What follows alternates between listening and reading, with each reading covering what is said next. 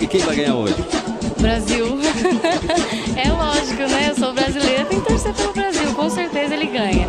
Acredito eu com uns 2-0 ou 2-1, melhor. 2-1 que é um palpite mais sensato, porque o Chile é muito bom, né? Então você está acompanhando os jogos da Copa? Tô. Croácia, que ele ganhou no primeiro jogo. 0-0 com o Chile. 4-1 agora com o Marrocos, né? Marrocos não, Camarões, desculpa. E eu tô gostando dos jogos. Olha que bom, isso que é uma torcedora animada, hein? Não é? E vamos torcer pro Neymar fazer muito gol, né não? Sim, com certeza. Estamos todos juntos aí, Padareiros da Guarda, torcendo aí pro Brasil passar essa fase. Aí hoje, sábado, né? 28 de junho. De 2014. E você, tá torcendo pra quem? Brasil. Oh! Brasil! Quem vai fazer gol?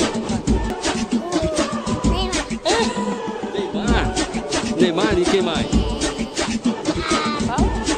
O outro time já foi embora. Não é? Qual é o seu nome? Ian, você tem quantos anos? 4. Que time você torce? Fala. Palmeirense, olha só. Agora ninguém tem time, todo mundo torcendo para um... Isso, exatamente. É? E seu nome? Patrícia. Valeu, Patrícia. Obrigado pela participação. Tchau.